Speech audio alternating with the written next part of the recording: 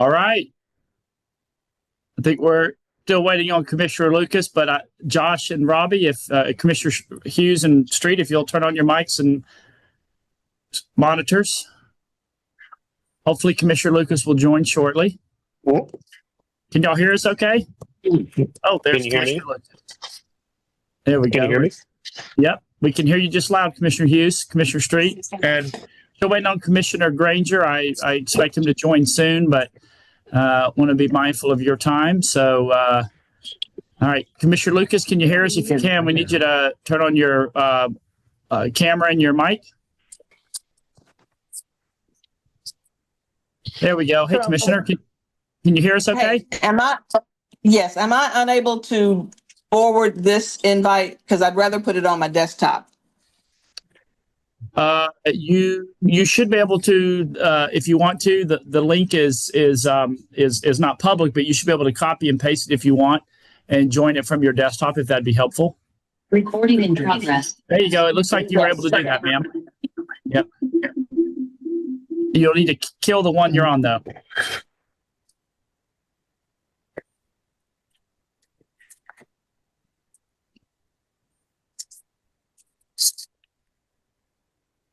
I feel like everybody. How you doing, Josh? Put my glasses on. I can't see it. How you doing, man? Josh, you doing okay? I'm doing all right. I will tell you I'm sorry and empathetic, but I don't know how you feel, and I just want you to know we're here for you, bro. Appreciate it. It's a different world. Different world when you lose your mama. Yeah, because every boy needs their mama. Mm. I didn't even know Alan wore glasses. All right. We got you, Commissioner. Can you hear us down on the bottom one, Commissioner Lucas? Yes. All right. Can you end your other one? It's showing that. There you go. Perfect. Okay.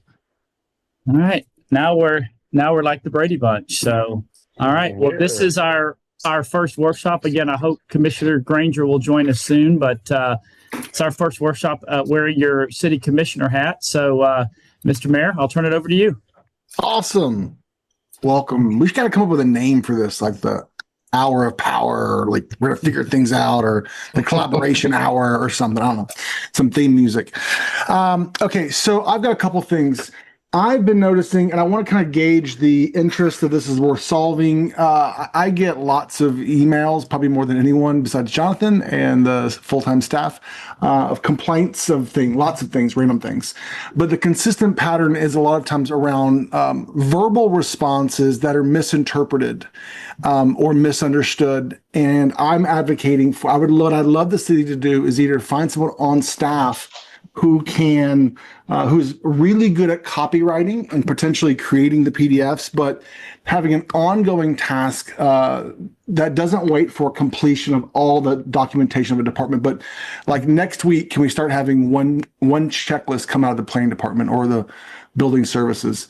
And just each month there's a new, like every month we got to roll out either an adjusted to-do list. The latest one was an owner permit around tearing down a building. And I don't want to argue whether that was justified or not, but other cities have documentation for lots and lots of things, checklists.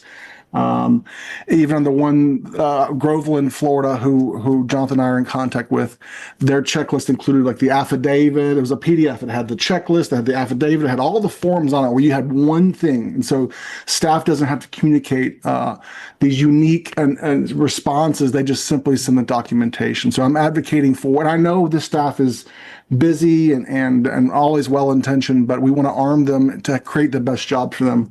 In software, when I create customer service departments, I don't want the staff to rewrite the response every time it comes in. They start using canned replies. So it's like, and you make the canned replies better and better and better and better and better as questions come in. So having documentation, even my own sister opened up her barbecue restaurant not knowing there were more forms to fill out.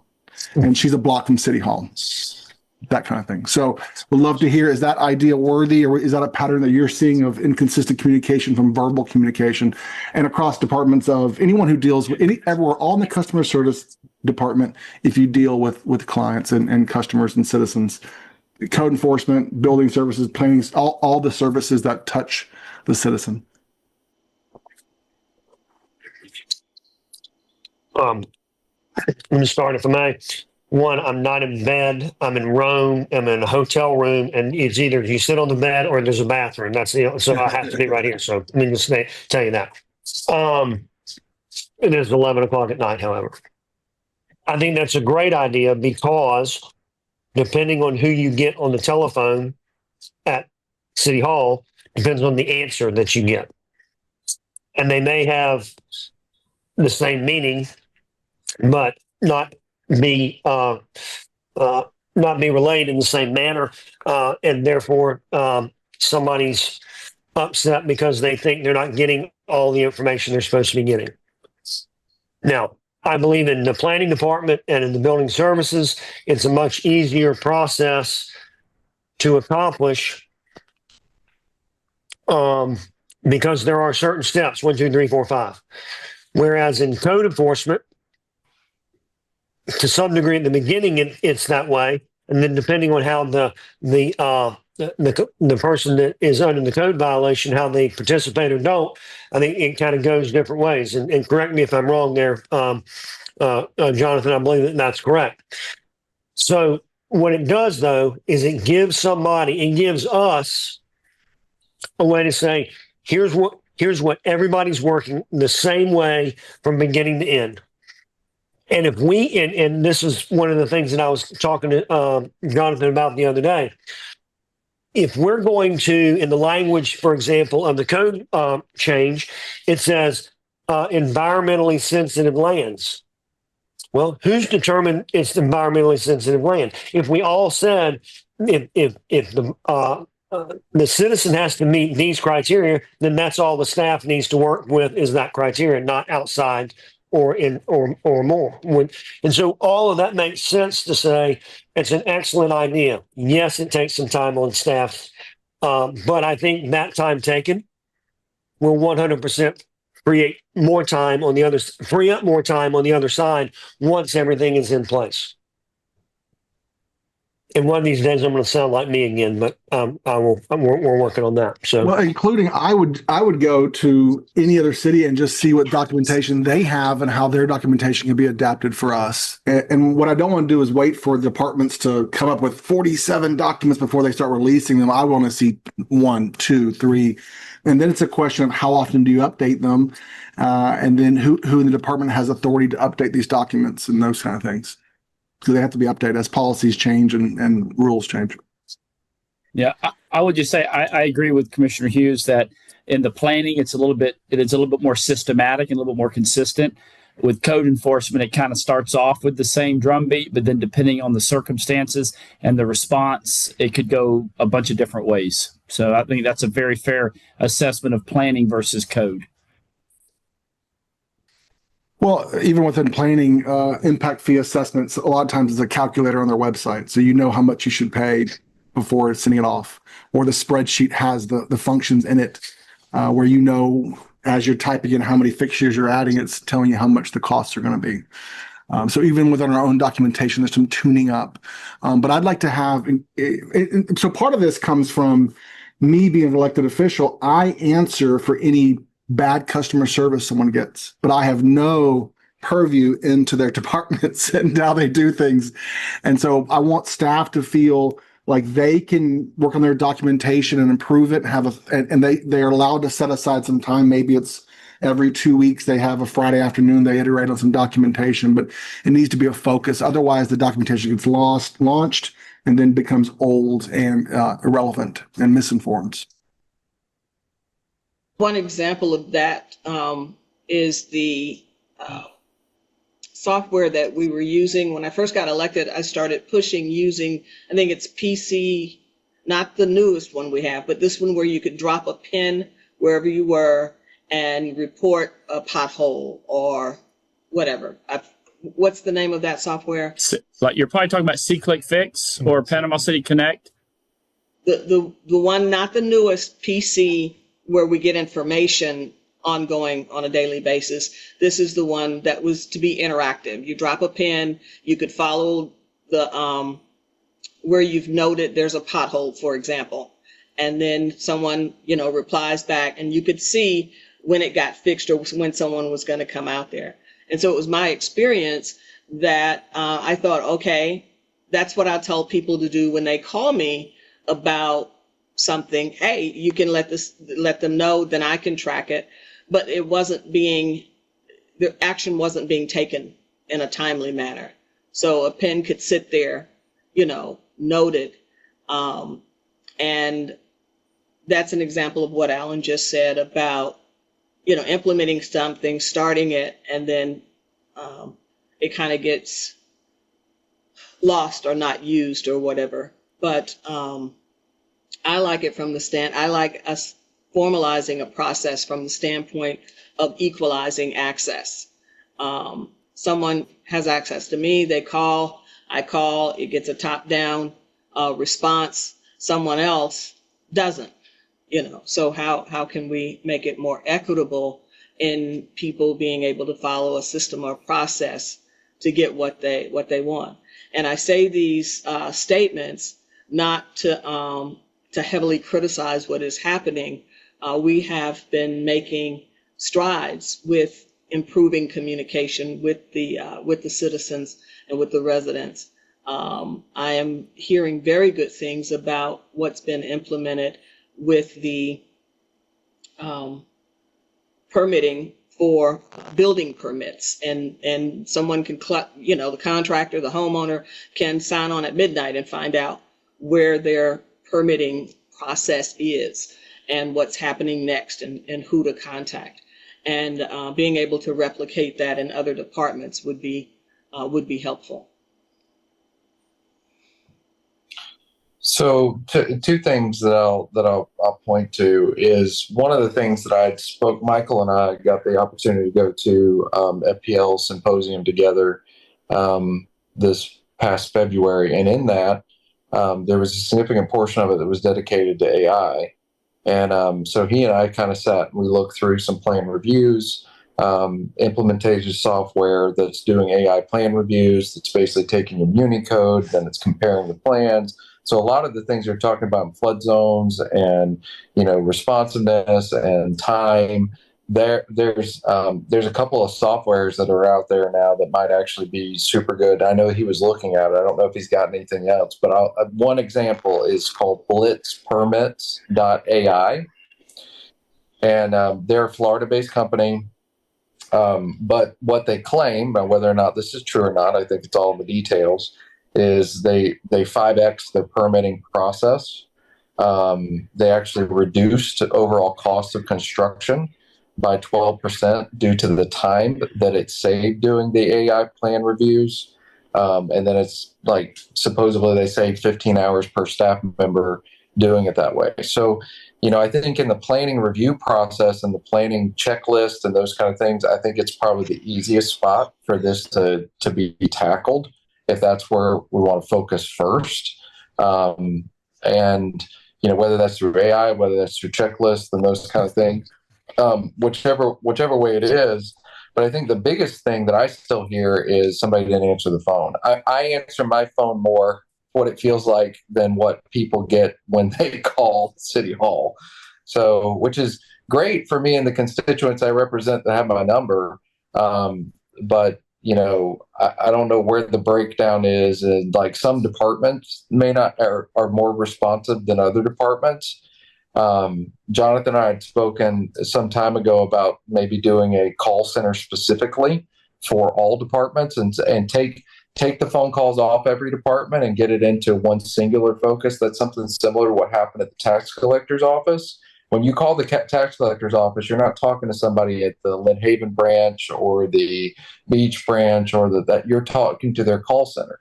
And then if you need to get someone specific, the call center's responsibility is to get you to who you need to go to. But, I don't know if that's would also simplify as well. Yeah, adding that, Jonathan and I were in Pensacola this past week, and they rolled out they have a 311 program, which is a number you can call. And right now, citizens will email me about a pothole. Not that I'm not trying to avoid serving people, but it's the expensive cost of emailing me emailing Jonathan emailing someone else, and you look at that chain of that email dropping, that's a 500 4 years, buddy. application, Luke, That's my life right you know, there. to enter in the funnel. And so, yeah, it seems to be there's without avoiding serving the public, which I'm not trying to do. It's not a very efficient approach to things that can be expedited straight to staff and to the right person. Yeah. So I sent over to piggyback on that. Another one of the things that came across, I think it's 2 or 3 years ago at a conference, it was Florida League, that there was a municipal government that instituted a video capture device on all their garbage trucks. And it was actually making all the reports for the potholes. I know I sent one over to Jared that was implemented, I think like 2 weeks ago, 2 or 3 weeks ago. So there's another way that actually preempts everything. Like virtually everything that I get communicated with from a constituent, if it's visual from the road, it doesn't really make sense why we can't get that already. We drive these. There's a city staff member that drives almost every street with at least twice a week because we have garbage pickup. And so it would make sense that we'd start trying to capture some of this data and get it into so that our citizens aren't the main report point. So. Yes, Mr. Granger. Lynn Haven, I believe, has that technology. We could literally go over there and look at it. Also, how long have they put it in, Brian? I think they've had it in a year or two. I'm not sure. But I was told that they have that technology that is attached to their garbage trucks, and yeah, it reports automatically back to City Hall. The problem, I think, also is not just how do we get the information, but the closing of the ticket, right? It's making sure that the ticket goes to the right department, and then that department handling it, triaging it, of course, because this isn't efficient for Jonathan and team, right? Anytime something comes to one of us, it's going to get a heavier look at it than if it were to just come in, through a citizen through the website. And that's not how that process is supposed to work. How that process is supposed to work is first in, first out, or triage, and worst case first, gets bumped up, right?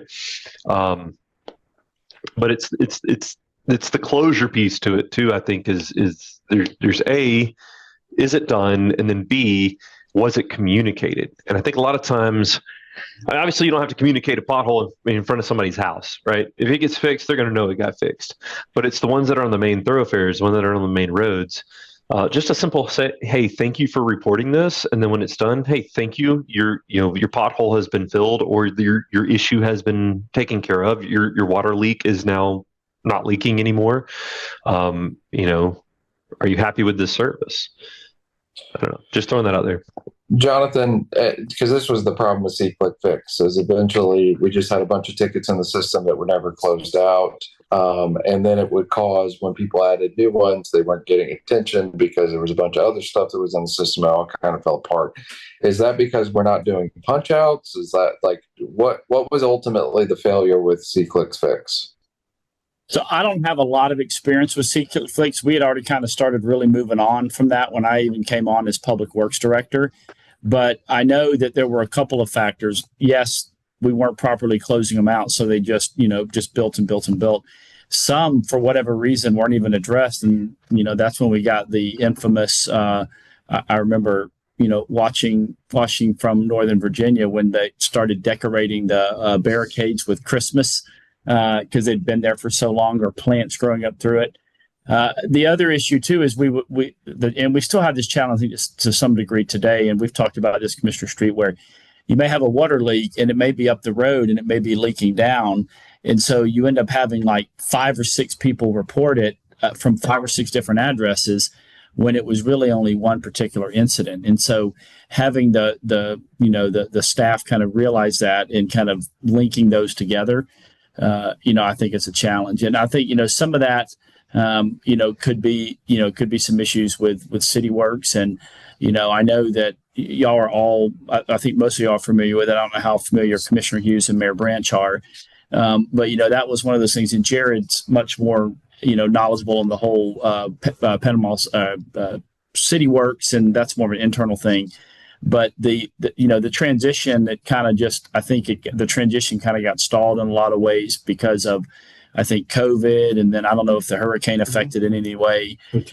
And so we never really fully transitioned into it.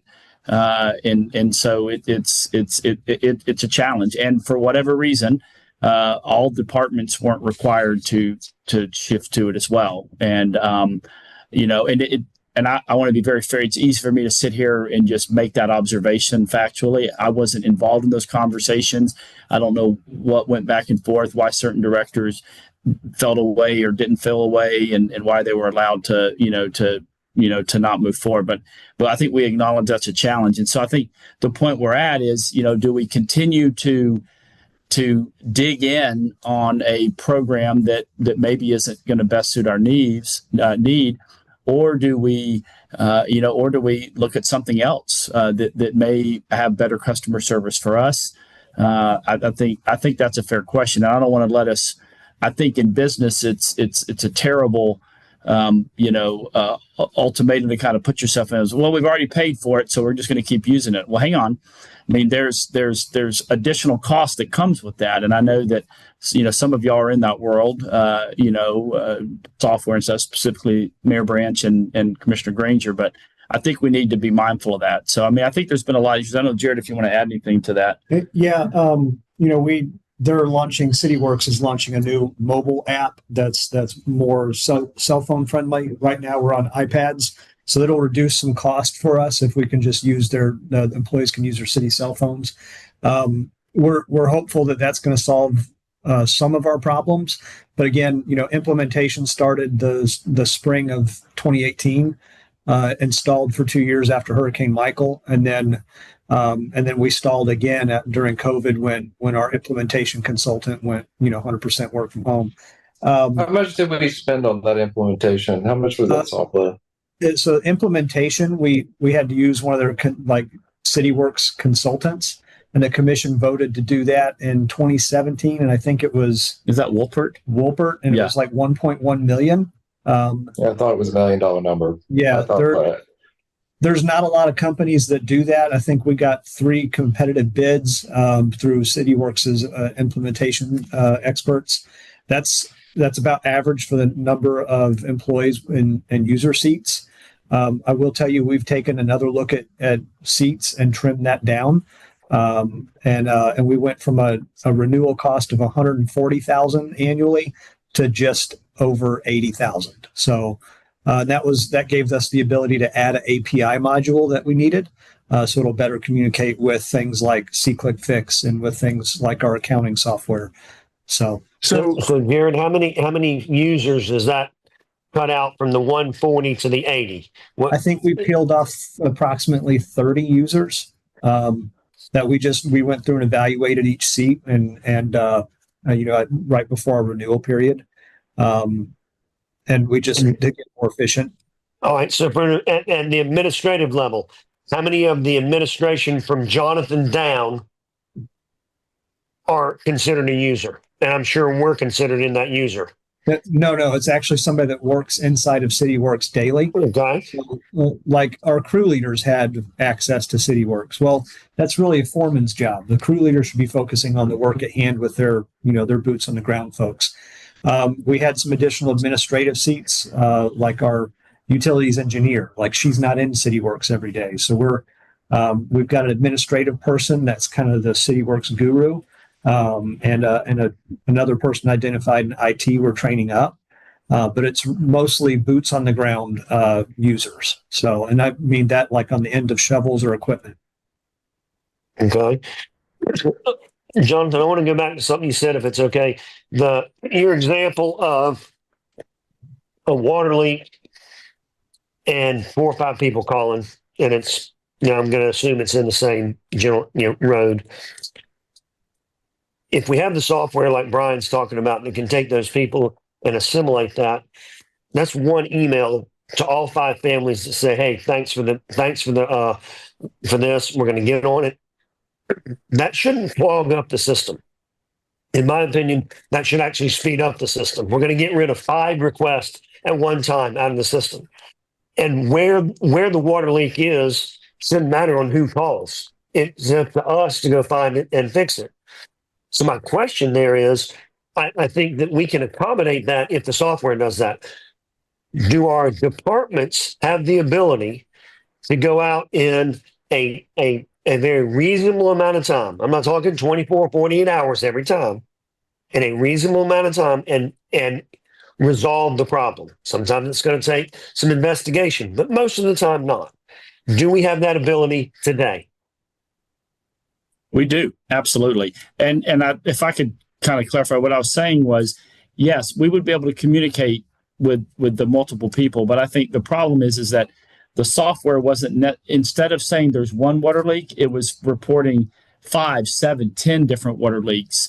And I think that is where there was some potential confusion, is because they would go out and fix, the one further up the street, and maybe not necessarily know the geographical reporting. So I think that has been one issue that has been a challenge. And I know that, we're working with the folks, but at CityWorks. But what I would say is that, and I couldn't think of the term earlier, but it came to my mind. It's that sunk cost fallacy, that we've already spent money and energy on this, so we gotta stay the course. I don't think that's the case at all. And so I think, what we were seeing is that, when something's called in, and they report an address, what we're wanting to see it do is kind of flag for the system, hey, this is probably the same issue, Commissioner Hughes, not a potential new issue. And so we really don't even need to add another call.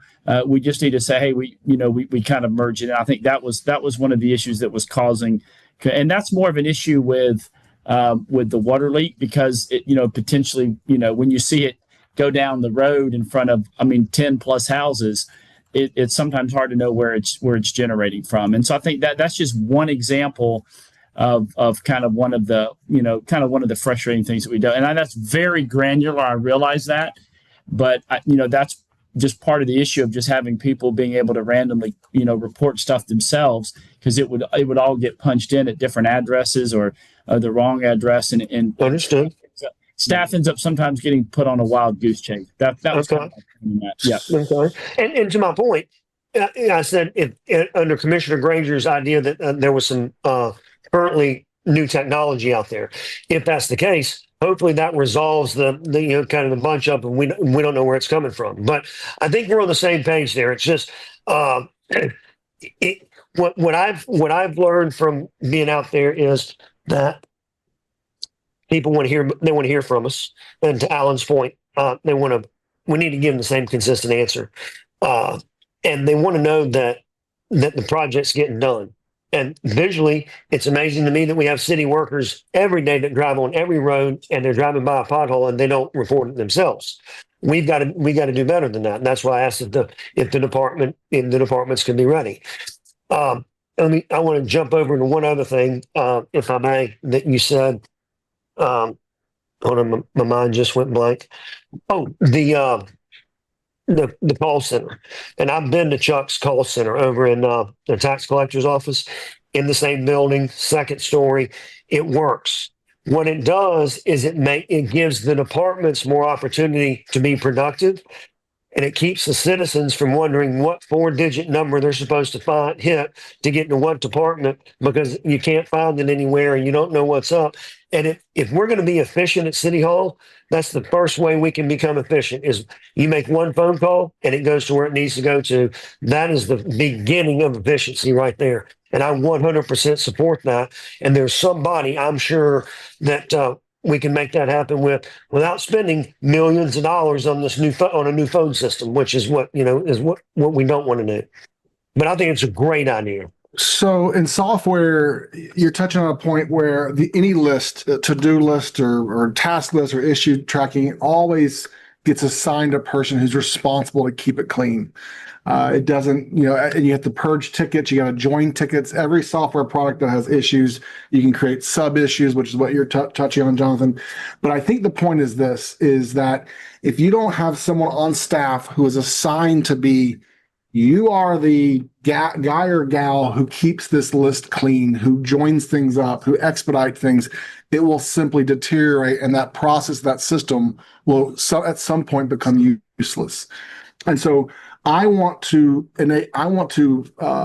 encourage, enable staff, however we can as a governing body, to say we want either a person on staff who is assigned to the tickets to be that person, or we need to have that person, and we need a piece of software that everything's running through. Because I think that when I talk to staff occasionally, I'll say, "What are you working on? Or how do you know what to work on next?" And it's like whoever's complaining. There's no like. In our software companies, everything's every ticket that comes in, support ticket, every bug, it's tracked, it's assigned, it's got priority. And then even still, you have to purge the list because things, oh, I forgot to close that ticket, it's still open. So you have to have someone on a frequency basis that comes in and says, oh, you're right, we've already done these things, we just never closed them, and cleans that list up. I'm sure Brian's seen very similar things in his software companies. So I don't know who that person is on staff, but I want to encourage leadership to do that. All right. I second that. Easy. Don't freak the attorney. Where's Nevin? out. Where's Nevin? How do you do the phone system with the one call without having to redo the entire system? Well, what I think this call will be best served for is to say in X weeks we want staff to come back to explain the phone system. Yeah. So like for instead of us debating how it hypothetically would work, would it say in X weeks, we want to have a demo of potential phone systems on this call for us to weigh in on costs or features and that sort of thing. So what's wrong with the current phone system? I don't know. It's not necessarily the system. It's the setup. If you need to talk to planning and zoning, you got to call one number. If you need to talk to water department, you call another number. Call one number. We have one call center, and those one or two people, they're the ones that are sending the calls to the proper location. Okay. And then you're getting one of the complaints that, and I hear from Alan said, and I've heard as well, you don't get the phone doesn't get answered. Yeah. Okay, Depending on the you're department, always yeah. getting an answer. You're always getting somebody to answer the phone when you call City Hall. Yeah. So that's not a phone system. That's not a system. Okay. It's a call tree, call center, whatever you want to call it. The phone system that we have now is actually light years ahead of what we had 2 years ago. Mhm. That was the Codian team put in. I mean, it's not, top shelf by any means, but it is absolutely adequate to do what it is that we're looking to do with this, I think. Okay. Obviously, Codian team would need to weigh in on that, but I think if we're looking to for solutions, then it would need to be something along the lines of: do we want a call center? And if so, who staffs it? And if so, how empowered are those people at the call center? Right. Let me give you an example. So 4 years ago, in the entire City Hall of every department, there was only one person that was dedicated to just solely answering phones. And that was in the Public Works Department. There was a little closet that we shoved somebody in, and they were responsible for answering calls with Public Works, and that was it. With all of these things, when it comes down to someone not answering their phone, it is because there is no one that has just the responsibility of just answering a phone.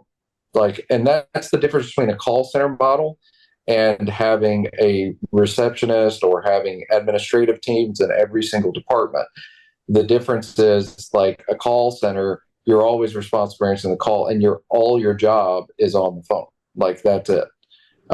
With the way that we're currently structured, and it doesn't matter. We can talk about water department that's over on the clerk side. We can talk about legal and what they've got as far as in their reception area, or public works, or planning, or zoning. All of these are set up in tiny silos of, if you can get somebody on the phone, you can talk to that person, but that person may be tied up doing something else. In a call center model, such as what exists at the tax collector's office, your responsibility is to just answer phone calls every day, and that's all you do.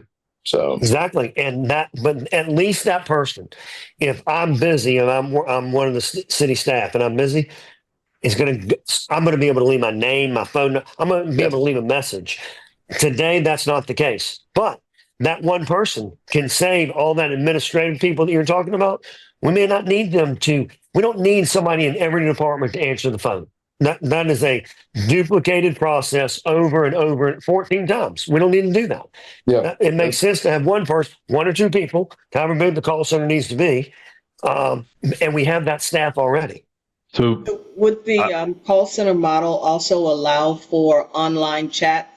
In many instances, with business being conducted over the internet now, there are online chats where questions can be answered fairly quickly.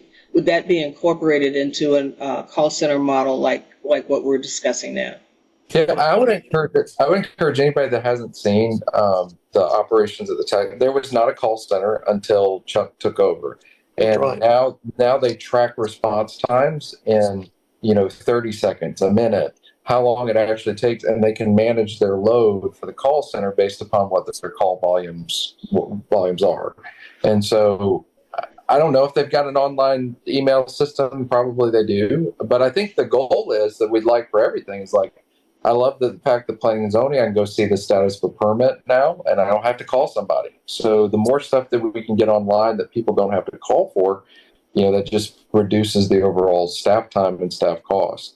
But I would like to hear from Jonathan and these guys as far as like, what do you guys think about instead of having admins in every single department, like, can we combine these services and actually get a better result?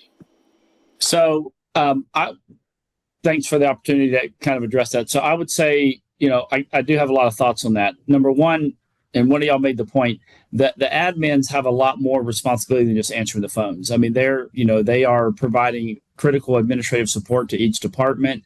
We have a lot of foot traffic at City Hall. We have a lot of folks that come into housing, a lot of folks that come into public works, a lot of folks that come into planning and zoning, a lot of folks that come into, believe it or not, even to HR, even to Parks and Rec. I mean, all of that. And so there's someone there. In the budget cycle a year ago, one of the things that y'all wanted more of the, kind of the people at City Hall to be greeting. And we needed that one critical person. That's why we created the ambassador position. So if people walk into City Hall, she can direct them where they need to go. And a lot of times she'll walk them there. What I would envision, though, is what I would love, and this is based on my personal. When I call someone, we have a master number, and you can hit the tree, and it'll send you to the right department. But let's say you have a call center, and so you dial the main number, and someone always answers it, and there's no call tree. Instead, the call center does the tree. I don't really want to leave a message. I'd rather someone say, Mr. Hayes, that's the Public Works Department. Let me see if I can get him on the phone for you. And then at that point, the call center would connect with Charlotte down in the Public Works team and say, hey, I've got Mr. Hayes on the phone. I'm going to transfer you to him. He's trying to do X. And then Charlotte would take it and run with him. I don't know what, like I said, and we're happy to go. Jared and I've already talked, we'll go and we'll look at what Mr. Purdue has at the tax collector, but, obviously want to, replicate anything that's working really well. But, but then the question is what happens after hours? That's another question, what happens, things outside of hours, emergencies overnight, do we then have do we continue to let the police do that? Which is what we do right now, or do we go and hire some type of like call service who handles it after hours? So, that would be something I wanted feedback with y'all on. I don't know. I don't necessarily want someone to call a call center and leave and necessarily like we take their name and number. I'd rather them get sent directly to the department. The challenge, though, is that because we are both, to Commissioner Street's point, we are both customer service on the phone and in person. There are people coming through planning stores all the time and Parks and Rec. So you could have someone standing at your counter Like when I cut through the planning department today earlier, there was a bunch of people in the lobby. She's not going to be able to answer the phone when she's got people in front of her. And so, but each phone, and I think this is to the system point that Commissioner Granger's talking about, we should have a voicemail box on every desk. You know, you've reached Jonathan Hayes with the planning division. I'm so sorry I can pick up right now. I'm either away from my desk or, you know, or I'm helping a customer right now. But if you'll leave a message, someone will, you know, will call you back in the next hour or 2 hours or 4 hours, whatever time we think is appropriate.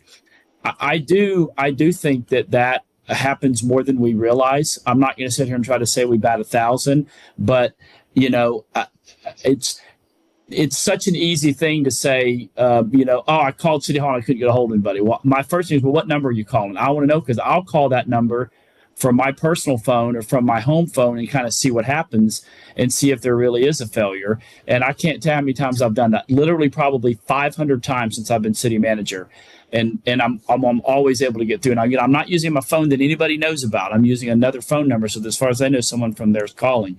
And so, and I literally, you can walk around City Hall all day, and every single team, every single department, every single division, they're on the phone all day, engaged with citizens, engaged with businesses. So I know, obviously, that's not where you want to focus, because that's where things are going well. It's where we miss the ball, where we really don't do as well as we could.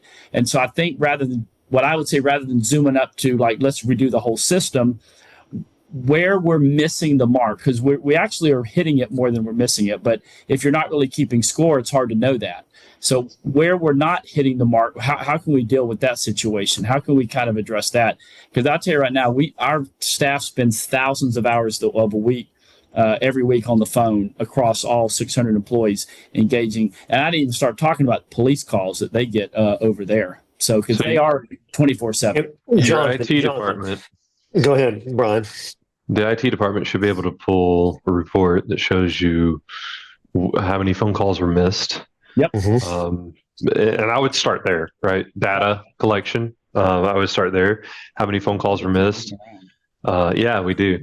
Yeah, it's like musical shuffling, heads. yeah. I know why I keep shuffling. Yeah. So my point is that you should be able to tell IT department, hey, grab all the data, show me the data. Obviously, if a phone call is missed and it's after 5 p.m., that's not a qualified missed phone call, right? Right.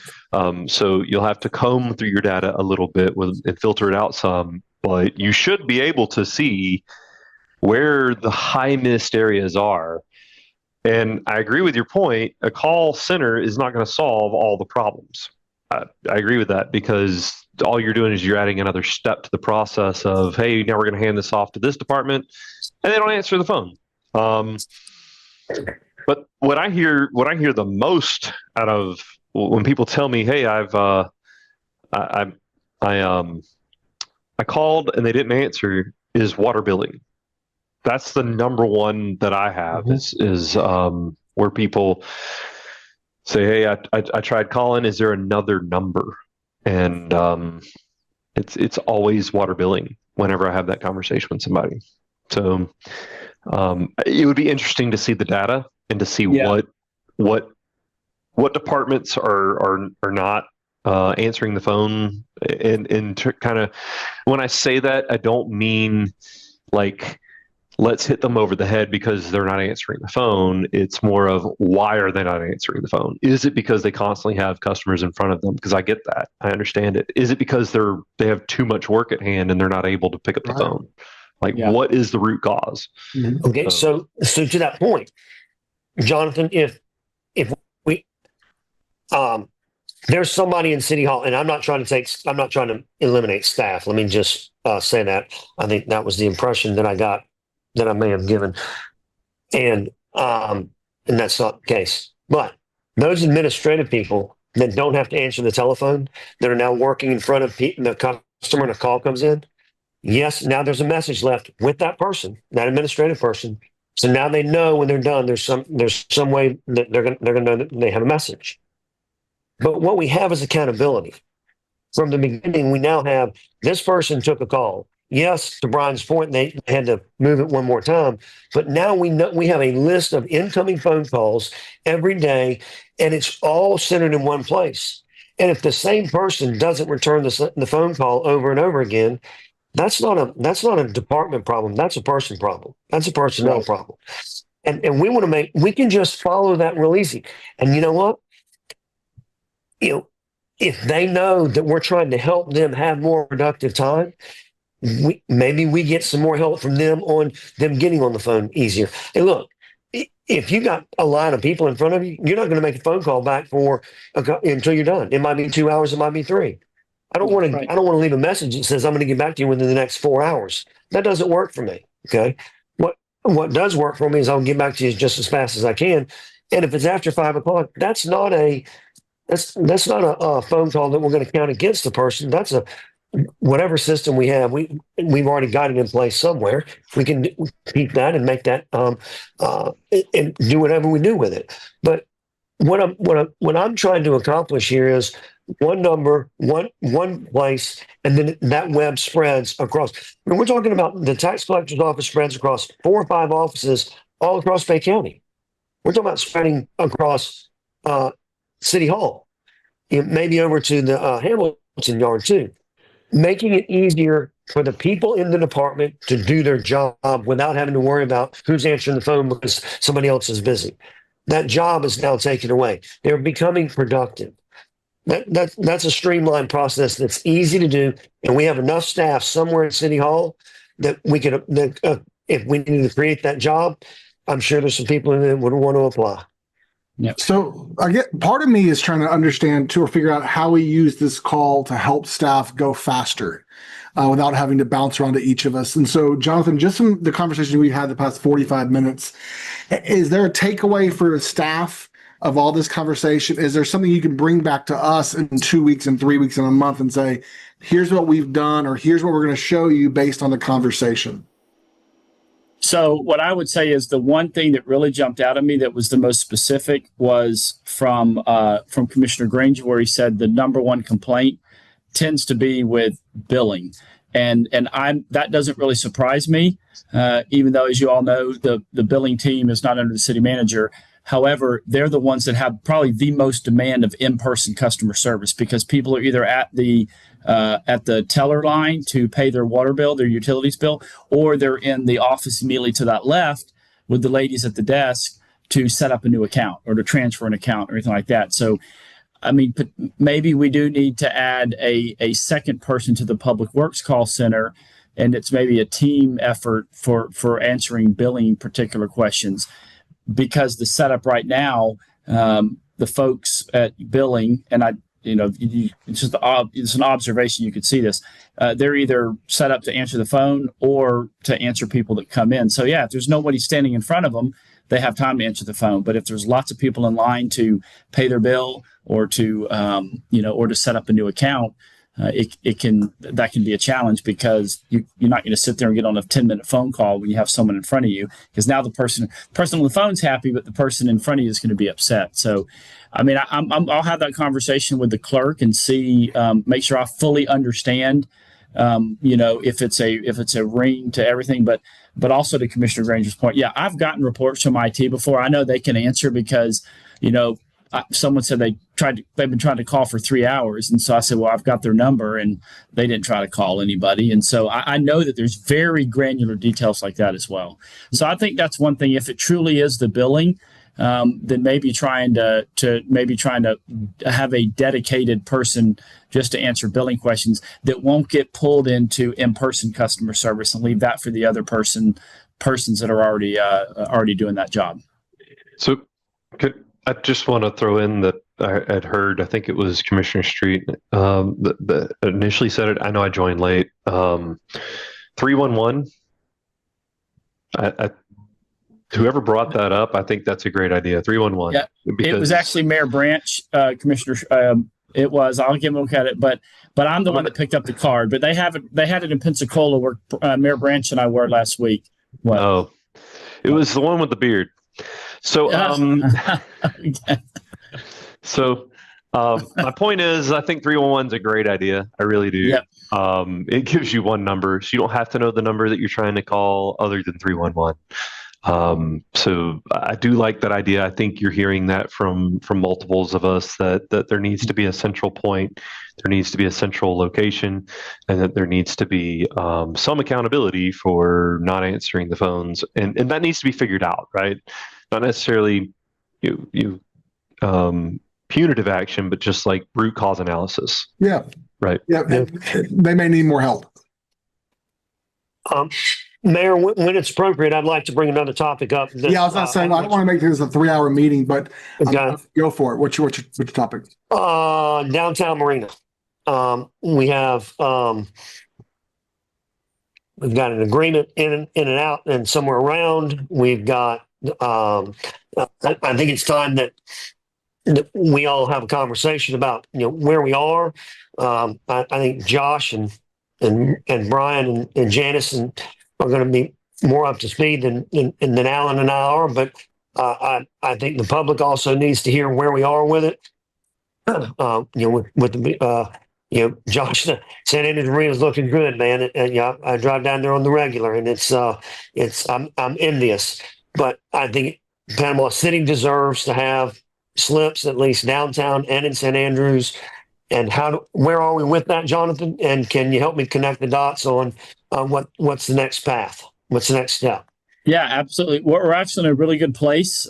Just as a reminder, and also as a heads up to some of the new folks. So, we were kind of ready to start moving forward earlier in the year, but the commission voted to bring in a second financial advisory firm. It was a 5-0 vote, and so that really is what delayed the process to bring in another firm to look at the deal. Instead of using the advisory or financial advisory firm that we had been using for many, many years. So over the last probably 2 to 4 weeks, they have finished that. They had some conversations with CMP, the City Marina Partners, whom the commission voted to direct us to kind of negotiate a contract to bring back for y'all's consideration. And there was a couple of small issues that we worked out, but my expectation is that next week, we'll have a meeting with PFM, the financial advisors, City Marina Partners. The preliminary reports I'm getting is that what the financial advisors are saying will work. CMP has agreed to that, and so we need to just kind of finalize that. And Mr. Zimmerman, I hope to bring that back in front of y'all in July. What did I say? Yeah. What did I say? So there's a Mr. couple. Zimmerman, sorry. I've been calling him Zimmerman for a long time. Mr. Zimmerman, I hope to bring that back sometime in July. So we're in a really good place, and again, the devil's going to be in some of the details and all of that. But, the big, the elephant in the room was, the uplands. But there's no real, we didn't sense that there was an appetite to really commit CMP to having any automatic access to the uplands. That falls to first right of refusal is to St. Joe. And kind of the phrase that Mr. Zimmerman's coined is kind of the second right of refusal. So if the city does want to do something, obviously St. Joe would have the first bite at that apple. This is separate from the docks. This is the uplands, but this was a big topic of conversation with the St. Andreas Marinas, the uplands and all that, and because we understand more long term that's where more of the money is with the uplands as opposed to operating the slips. But one of the first things I told Mayor Branch after he got elected was that my goal is that one of the primary goals for he and I over the next 18 months is to have those 50 slips done in the downtown marina. And if we get kind of to next summer and we don't have that done, then we have failed. And so I'm optimistic. Again, there's going to be some more details to kind of iron out, but based on the initial reports on the financial analysis by the second firm, that simply operating the full build out of the slips, which is approximately 200 slips, that is a profitable venture. And that in a company, in this case CMP, if they want to proceed, the only thing they would be guaranteed would be the operation of the slips. And again, between both basins is approximately 200 to 220 slips. and then they would have like some type of second right of refusal on any particular projects on the upland following Okay. St. Joe. So, Jonathan, our own economist, Owen Beisch, said that that won't work unless that the uplands and the docks go together. He found 5 examples. They were all private-public partner relations. PFM only did the study of the docks and not the upland. I don't see that it's factual. It's disingenuous to say that PFM is saying that the docks are good and profitable without the uplands, and in both marinas we need the uplands to be, somebody needs the uplands to be profitable. And here's kind of my position. We have the gold. Why don't we just give the gold over and say, here's the lease we're going to do, and we're going to make money off of that. Why do we have to have all these restrictions of who and can't? I understand that St. Joe has first right of refusal, but why do we continue to want to say you can't do this and you can't do that when we've got people that want to spend their money and develop it in partnership with us? And we're going to pay, we're going to get ad valorem tax. We're going to get merchant fee tax. I'm concerned that we're stepping in the way of that. If St. Joe doesn't want to do it and CMP does on the upland. So respectfully, Commissioner Hughes, you're asking a policy question, and that's not my role. So I'd maybe defer to Commissioner Street. Yeah, so I'll give you a couple things. Commissioners are good with that, I'd be good with it. So here's where, in comparison to what went on with St. Andrews, the downtown marina already has bulkheads that are repaired. Mm-hmm. We have debt service on those bulkheads, which everybody needs to remember that too. So there will still have to be a debt service payment made on those bulkheads until they're fully paid off. Similar to probably what will end up at St. Andrews too. 2 things. One, in conversations at least that I've had, I think everyone's willing to commit to ship store is what's needed and fueling spot is what's needed alongside the slips. But there's another thing that's downtown doesn't have that St. Andrews did. There is no infrastructure. There's no water besides irrigation. There's no sewer. There's no power. There's not even a blacktop on the top to work with. And so, and we've got chain link fence, which is not true railing, that's from that. So when we're asking about a partnership, my question I'm asking is like, what's being asked of us? Like before we get into this conversation of, hey, like what you can, what you can't do, like, are you going to do everything that needs to be done? Because it's not going to make any sense to have a bunch of slips. It's not going to make sense to have 50 slips and not get to the full 200. So we need a partner that's going to get us to 200. That's going to get us fully rebuilt marina. We need a partner that's going to be able to put their own parking in, that we don't have to come out of pocket to do that. Okay. We need a partner that's going to be able to rebuild the ship store, so we don't have to do that. And we need a partner that's going to manage an actual operating fuel dock that's not going to operate at a loss like how we were operating it. And so, I haven't seen that yet. Of course, I haven't seen this agreement yet. I mean, I've had some preliminary conversations that they've kind of told me from this standpoint. But, if we go down the hotel route and all this other stuff, it's going to be dead on arrival, number one, because the political dynamic that exists, I don't think the community really wants another hotel. But the other side of it is St. Joe doesn't want a hotel as well. They're not going to want to compete with themselves on side of that. So then it's going to get us right back into it. Are you going to work a partnership with St. Joe, or are you going to work a partnership with this other partnership? So in every case, even in the FEMA rebuild process, had FEMA done exactly what they said they were going to do, yada, yada, yada, there was no way that we were going to operate with a partner because we don't have the money to actually repair the uplands portion of the T-dock. So there was always going to be some type of public-private partnership from everything that I've seen. Because the money just wasn't there in the recovery side to actually complete the project. So, okay, but the I'm money open can to be whatever. there. but I think at this point in time, it's going to be whoever's got the financial wherewithal to actually build this stuff without the city trying to come out of pocket to pay for more. Okay. So, I don't know if everybody's there with me on that or not, but that's how I've looked at it. well, I The think question the of how city much has money some are you asking responsibility. from us? Yeah. This, So- Mr. Mayor, this might be its own workshop, just an idea. Well, Maybe but just- and this- Josh, and this one- Josh, yeah. well, hold on real quick, Jonathan. If and again, I mean, we're talking about $6 million to pay. We're got to get power and water. If our own economists are saying you have to have the upland in order to make those work, let's figure out a way. The city's got some responsibility in putting something in there. I don't know what it is, but none of that comes until after St. Joe has said, okay. But what I think the public needs to know is that if I bring an idea to the city that I want to make an ice cream shop, and we come to an agreement, then St. Joe has 90 days to come up with, they're either going to build the ice cream shop that I want or something better. But there's going to be an ice cream shop. Okay. So I think in this scenario, it's similar. The developer of the slips, CMB, they want to build a beauty salon. Okay. But not a restaurant. Okay. But a hotel. No. But no matter what, St. Joe's going to get to say yes or no. But either way, there's going to be something there.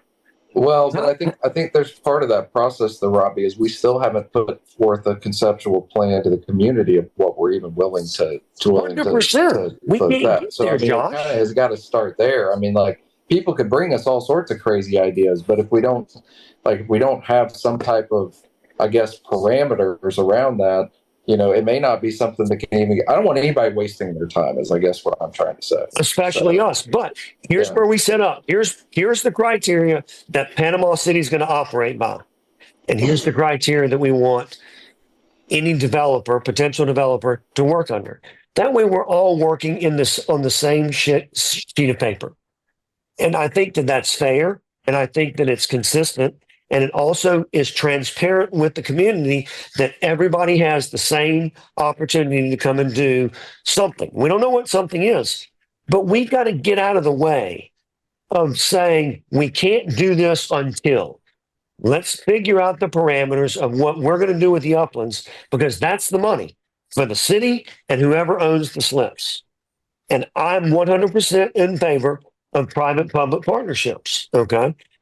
As long as the city has a return coming to them that is not dissimilar from St. Joe, where it was a very positive, over $1 million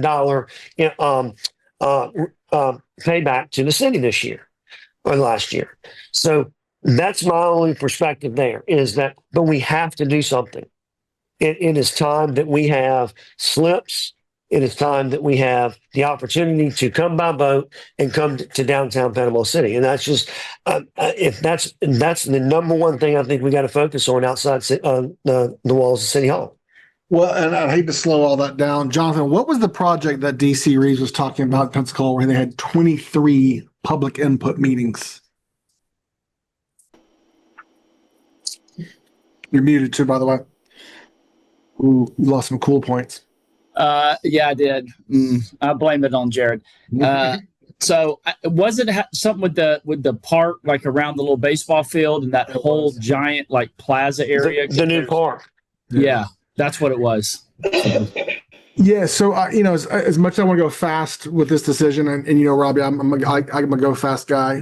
This is a very important decision, and it's going to set up Panama City, or for 100 years, and we're going to have the answer for every single piece of concrete, brick, asphalt on that set of dirt.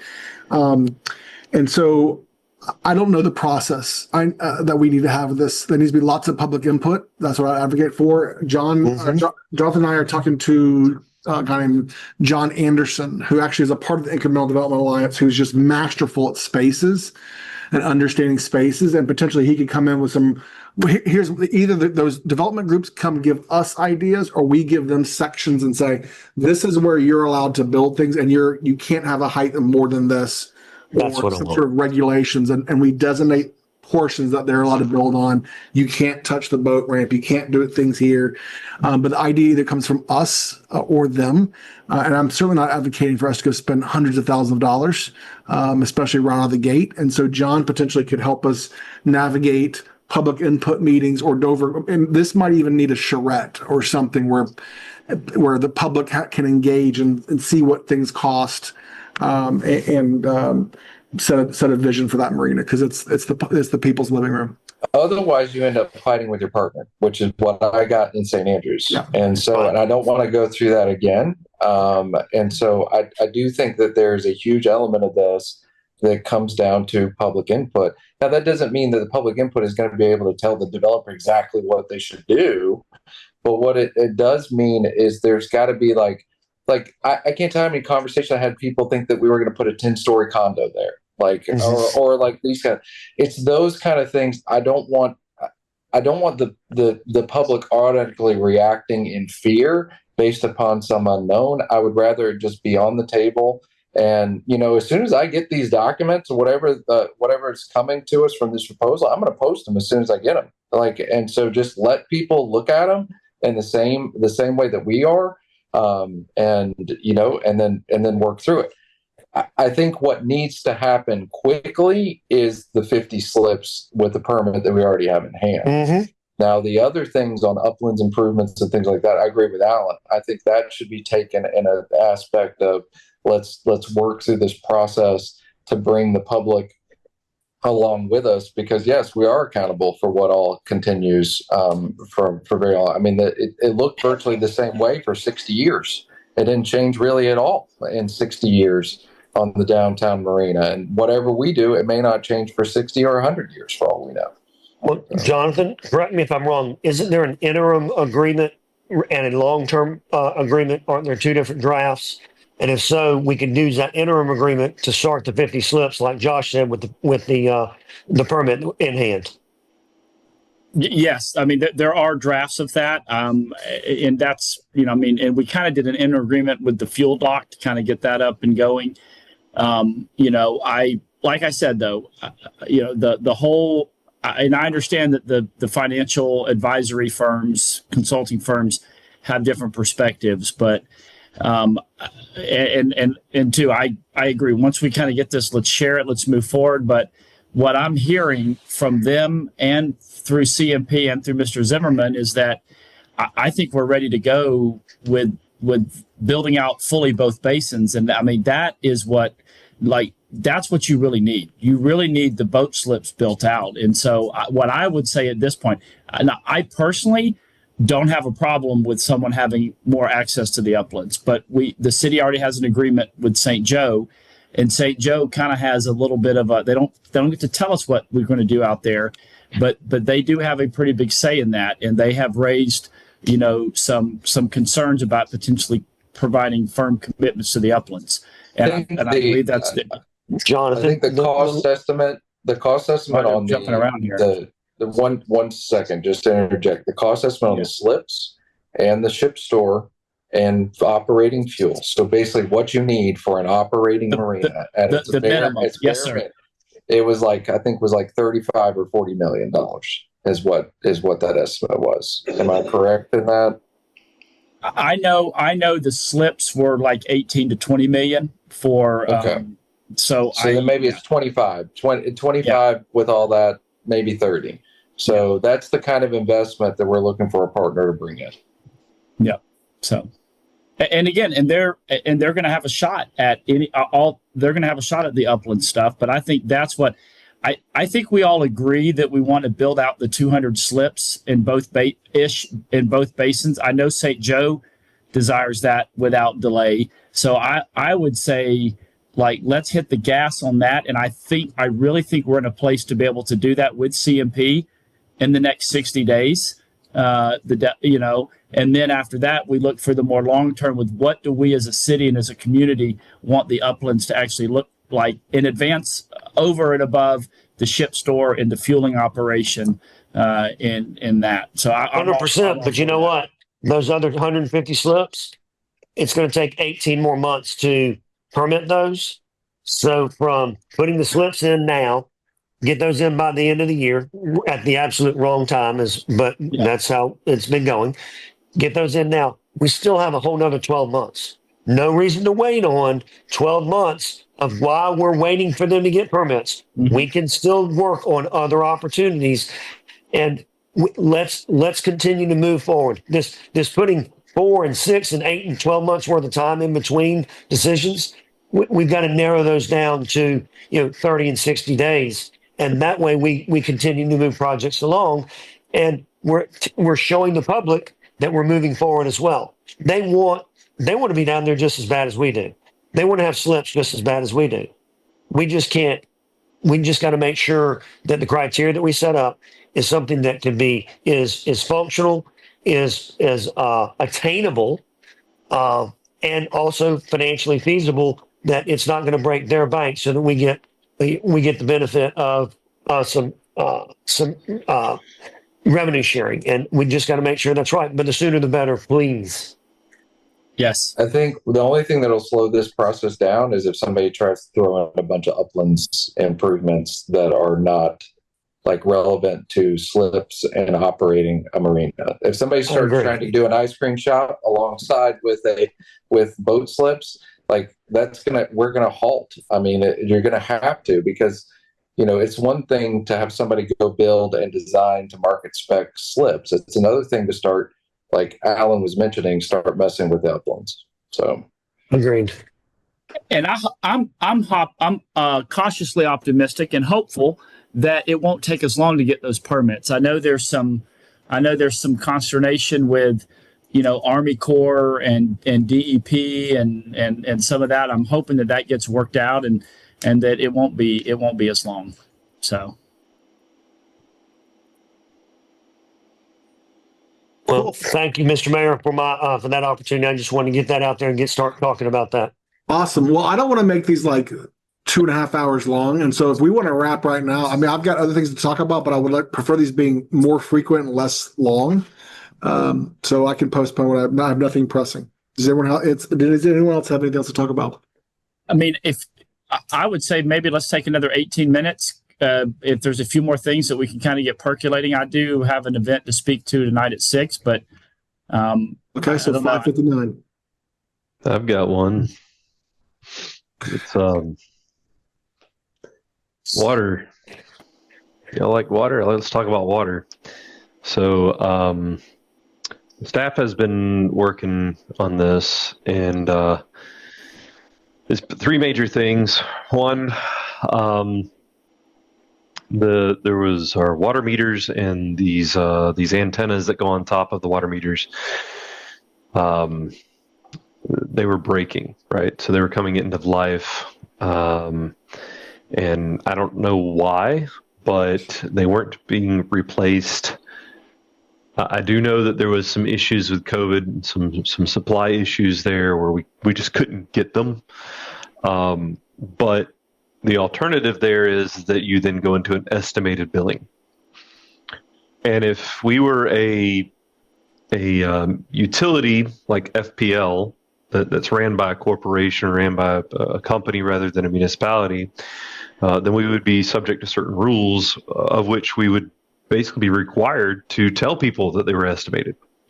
And then we'd have to do true ups every so often to get them from not being estimated or being estimated, but if they use a lot of water during a certain time period, we would capture that and then bring them up, right? So that didn't happen. So there was several folks in my ward particularly that wound up with over $2,000 in owed water.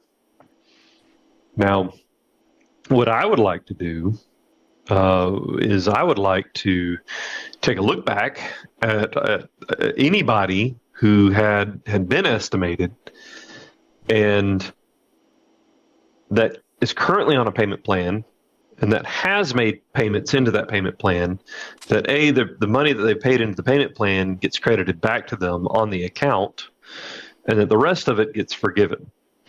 So Nevin's been working with me on this to look into just the different legal options, because there's some concern with the bond there. But we have two bond holders. One of which is SRF, and the other one is my gosh, is it Truist? I think it's Truist. It's one of the banks. So the idea is to reach out to them and just say, hey, if we did this, would it ruin our standing with our bonds? And we think the answer to that is going to be no, right? Because it's not giving away free water. It's settling a dispute and doing so, to move the city forward. So I have that, and then I have just the general mindset of this is an enterprise fund, and with enterprise funds, we should be operating enterprise funds as if they're businesses rather than we're a municipality and we can just do what we want.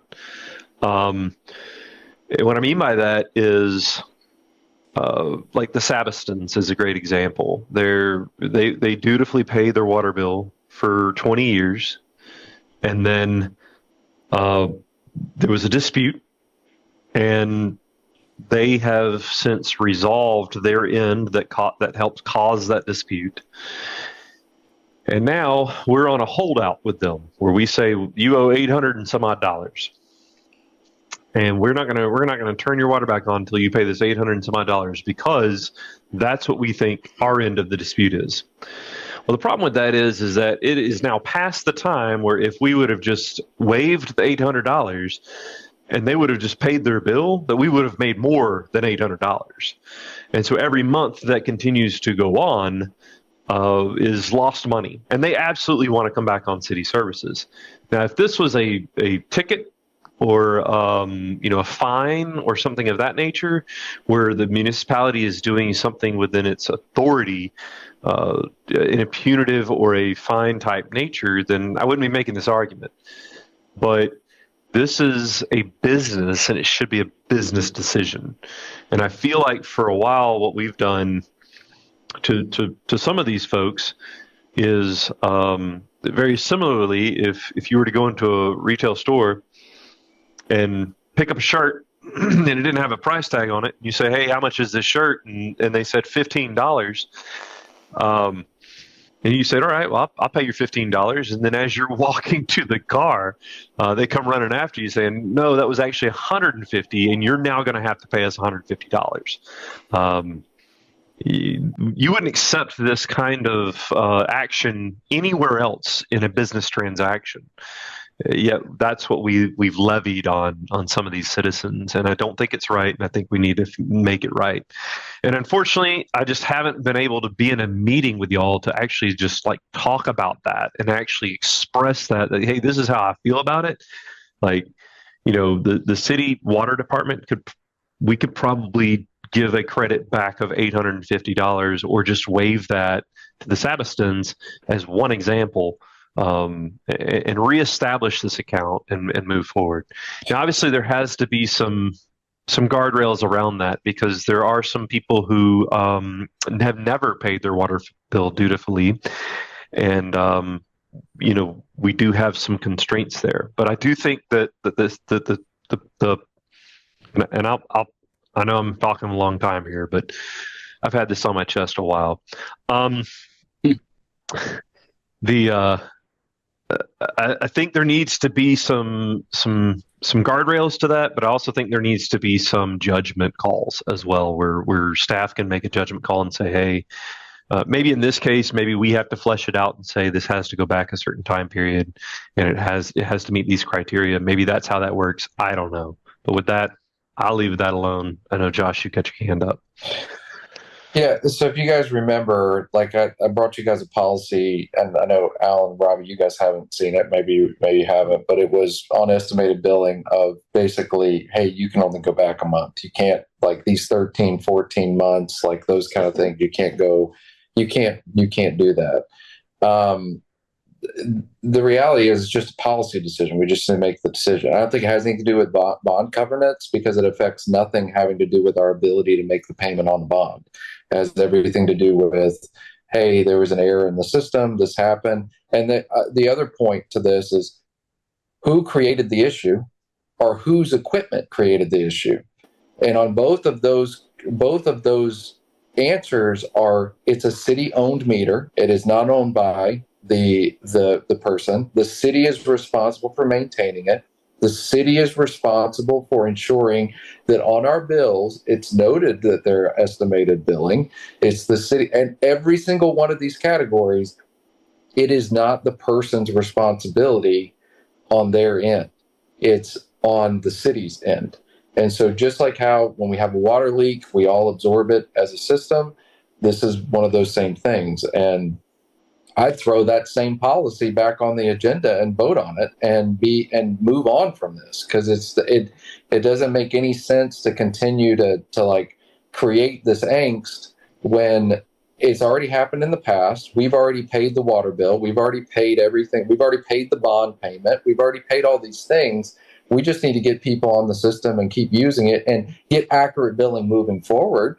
But I don't see this as a fault of a resident or anybody. It's on us, and shame on us for not fixing the antennas, multiple years prior. And I share those sentiments.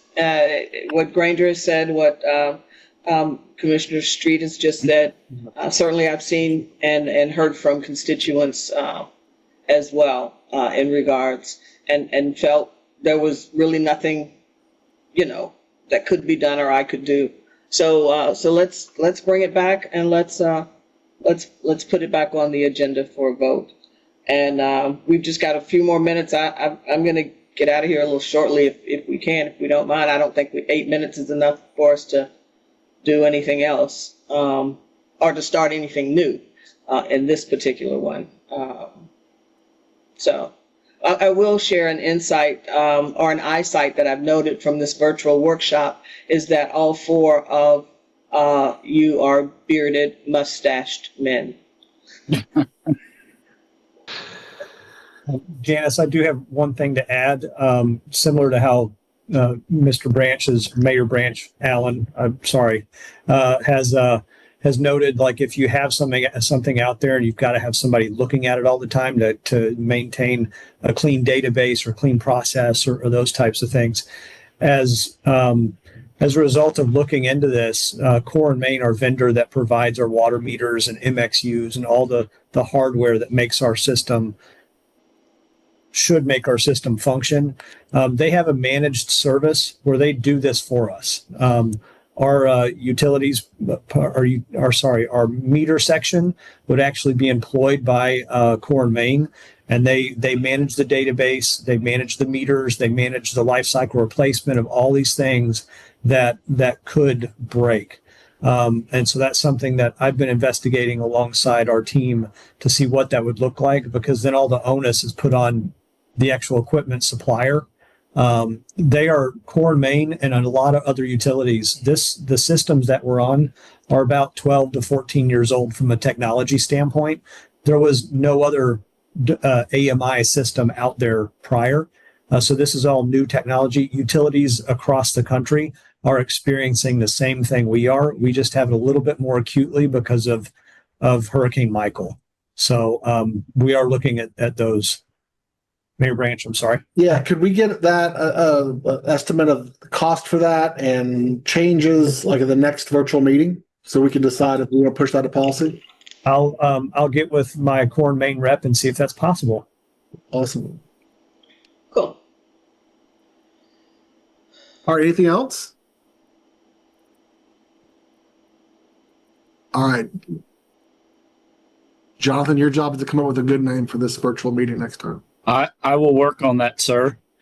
And I'm just going to confirm the next virtual workshop is July 7th. As a reminder, we're doing it the first and third Monday of every month at 4 p.m. At this time. So we will do that. Awesome. That's it.